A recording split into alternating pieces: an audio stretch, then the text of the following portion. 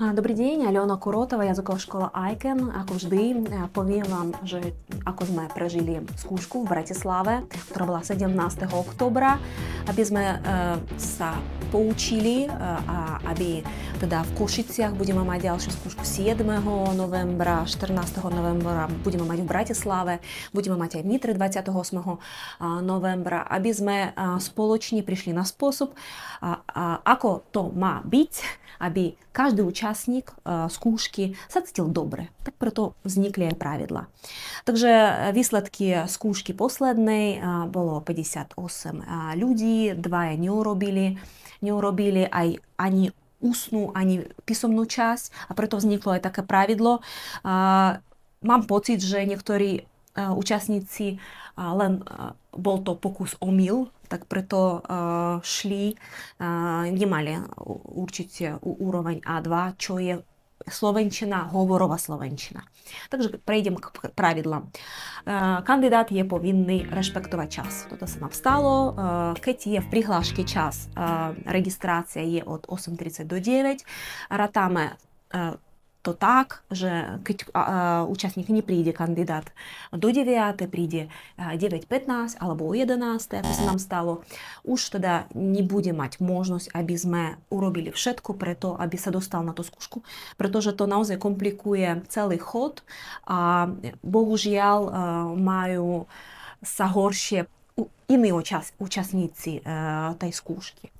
Druhé pravidlo to je vplyv alkoholu, to sme zažili tiež.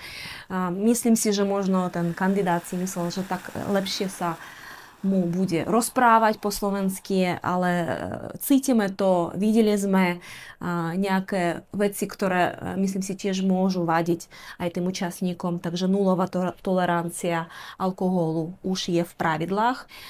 Ďalej máme dve časti skúšky, písomnú a ústnu časť.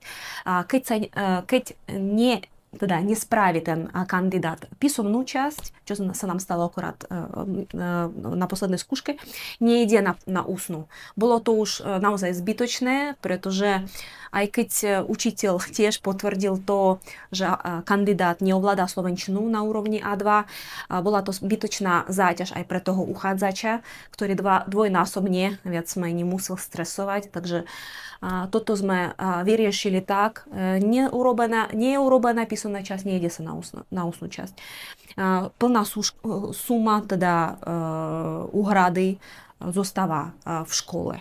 Ak písomná časť teda je spravená, čo boli prípady po minulé skúšky, tak môže ísť samozrejme na ústnu časť bez toho, aby ešte raz robil písomnú časť. Toto bol viac menej prípad našej absolventky už, ktorá teda spravila písomnú časť pred mesiacom a nespravila ústnu časť, pretože nevedela rozprávať, ale naozaj som sa s ňou bavila.